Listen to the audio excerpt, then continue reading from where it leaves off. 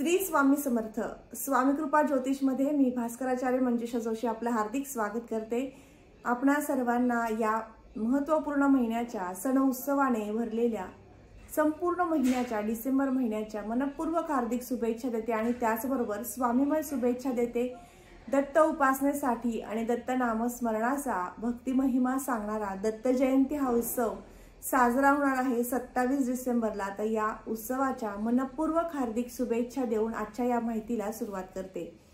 आज घेऊन आलेली माहिती आहे वृषभ राशीच्या जातकांना संपूर्ण डिसेंबर महिना कसा जाणार आहे। या महिन्याभरामध्ये तुमच्याकडनं कोणकोणत्या शुभ अशुभ गोष्टी घडणार आहेत, तुमचा आरोग्य योग, शिक्षण योग, वाहन वास्तू योग आणि इतर करिअर मधल्या काही अडचणी आहेत का, या सर्व आपण समजून घेणार आहोत, माहिती जाणून घेणार आहोत। सर्वप्रथम आपणास विनंतीपूर्वक सांगू इच्छिते, आजचा हा महत्त्वपूर्ण व्हिडिओ तुम्ही सुरुवातीपासून शेवटपर्यंत पाहावा आणि आवडल्यास नक्कीच लाईक करा आणि जास्तीत जास्त शेअर करा। तुमच्या जन्मलग्न पत्रिकेप्रमाणे तुम्हाला दैनंदिन जीवनशैलीमध्ये काही अडचणी असतील, समस्या असतील आणि त्यावर मार्गदर्शन हवं असेल तर तुम्ही नक्कीच मला संपर्क करू शकता।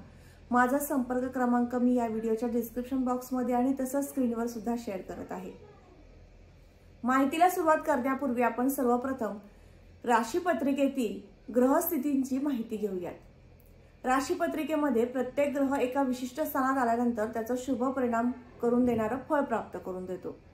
पत्रिकेची माहिती घेऊयात। तुमची वृषभ रास आहे, वृषभ राशीची पत्रिका मांडलेली आहे। राशीपत्रिकेतील कन्या राशीमध्ये केतू, तुळ राशीमध्ये शुक्र, वृश्चिक राशीमध्ये रवी मंगळ, धनु राशीमध्ये बुध, कुंभ राशीमध्ये शनी, मीन राशीमध्ये राहू आणि मेष राशीमध्ये गुरु अशा प्रकारे गोचर ग्रहांची स्थिती तुम्हाला लाभलेली आहे। या महिन्याभरामध्ये 15 तारखेपर्यंत तुम्हाला रवी मंगळाचा शुभ अशुभ परिणाम प्राप्त होणार आहे। तो कसा समजून घेऊयात। सर्वप्रथम व्यक्तिमत्वाच्या दृष्टीने विचार केला असता लग्न स्थानाचे अधिपती शुक्रदेव यांची स्थिती पाहणं महत्त्वाचं ठरतं।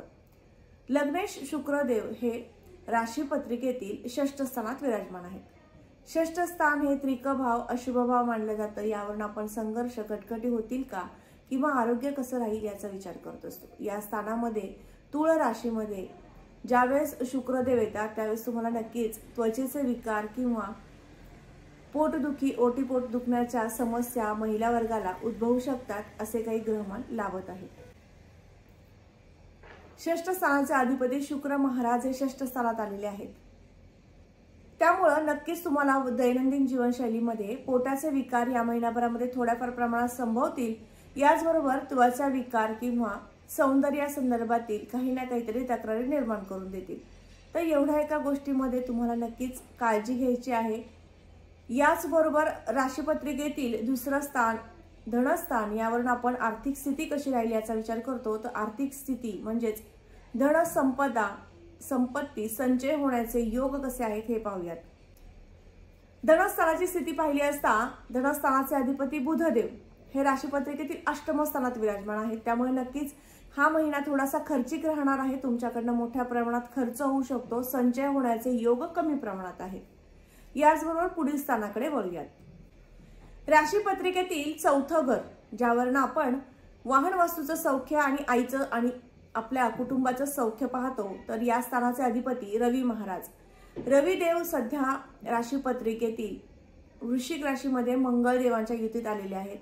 त्यामुळे सप्तम स्थानातील रवी देव तुम्हाला कुटुंबात ऐक्य निर्माण करून देतील। कुटुंबामध्ये एखादं चांगलं शुभ मांगलिक कार्य तुमच्या हातून घडून निर्माण करून देण्याचे शुभ संकेत निर्माण करतील आणि याचबरोबर वाहन वास्तू खरेदी करण्याचे योग सुद्धा आणतील। वास्तू खरेदी आपण रोज करत नाही, बरोबर आहे, परंतु वास्तू सौख्य कसं आहे किंवा जिथे आपण राहतो त्या वास्तूचं सौख्य प्राप्त होईल का हेही या स्थानावरून पाहिलं जातं। तर ते तुम्हाला अतिशय उत्तम प्रकारचं प्राप्त होणार आहे। ज्यांना वास्तू खरेदी करायची आहे त्यांच्यासाठी हा महिना लाभदायक आहे। तुम्हाला मनासारखी वास्तू मिळू शकते। याबरोबरच तुम्हाला वास्तू खरेदी करताना काही लीगल डॉक्युमेंट्समध्ये कमतरता असल्यामुळे फायनान्शियल दृष्टिकोनातून तुम्ही वास्तू घेऊ शकत नाही किंवा बँकेचे व्यवहार तुमच्याकडनं होत नाहीयेत, तर नक्कीच या महिन्यात ते मार्गी लागू शकतील। तुम्ही प्रयत्न करायला हरकत नाही। तुमचा शिक्षण योग पाहता या महिन्यात बुध महाराजांची स्थिती पाहणं महत्त्वाचं ठरतं, कारण बुधदेव हे तुमचे पंचमेश आहेत। पंचमेश बुधदेव हे राशीपत्रिकेतील अष्टम स्थानात दिलेले आहेत। 8वं घर हे त्रिक भाव आहे, अशुभ भाव आहे, या स्थानामध्ये बुधदेव गेल्यानंतर तेथील शुभ अशुभ फळे तुम्हाला प्राप्त होतील। अर्थात विद्यार्थी दशेतील 1ली ते 10वी विद्या अर्जन करणाऱ्या विद्यार्थी वर्गाला हा महिना उत्तम राहणार आहे, परंतु उच्च शिक्षण घेणाऱ्या वर्गाला मात्र हा महिना थोडासा त्रासदायक राहू शकेल किंवा अभ्यासाचं दडपण येणं किंवा जास्त प्रेशर येऊन तुम्हाला तब्येतीमध्ये तक्रार निर्माण करणं असं राहू शकेल।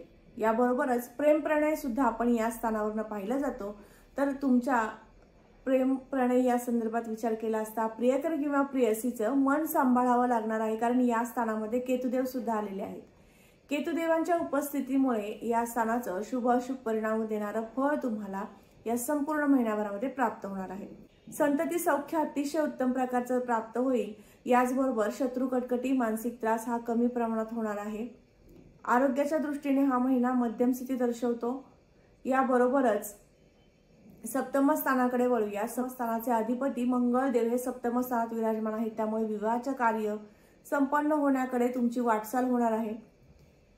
पत्रिका पाहणं किंवा इतर काही गोष्टींमुळे अडचणी येत होत्या किंवा पसंतीमध्ये सुद्धा जास्त मोठ्या प्रमाणात अडचणी होत्या, अशा काही अशुभ गोष्टी घडल्यामुळे तुमचं मन नक्कीच नाराज झालं होतं किंवा विवाह कार्य कधी संपन्न होईल अशी उत्सुकता सुद्धा होती।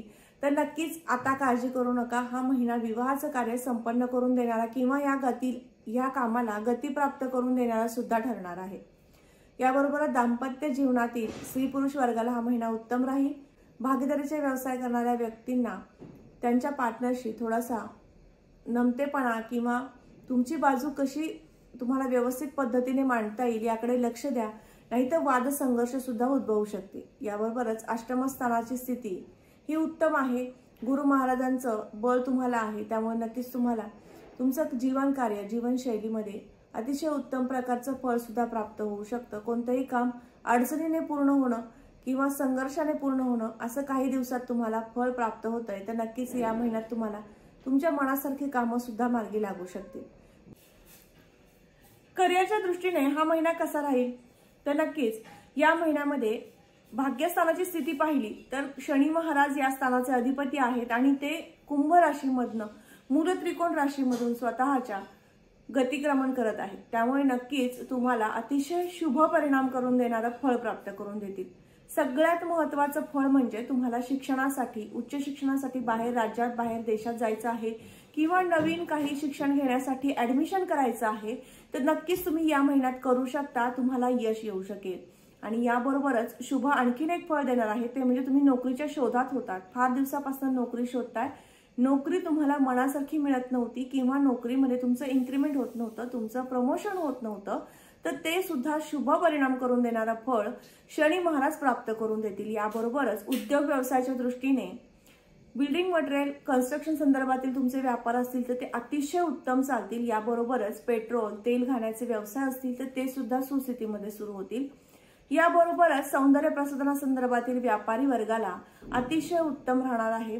कॉस्मेटिक आणि शोभेच्या वस्तू या संदर्भातील व्यापार जर तुमचे असतील तर ते अतिशय उत्तम सुस्थितीमध्ये आणि उत्तम रीतीने तुमच्याकडनं व्यापार घडून आणतील, असे शुभ परिणाम करून देणारा फळ शनी महाराजांच्या कृपेने प्राप्त होणार आहे।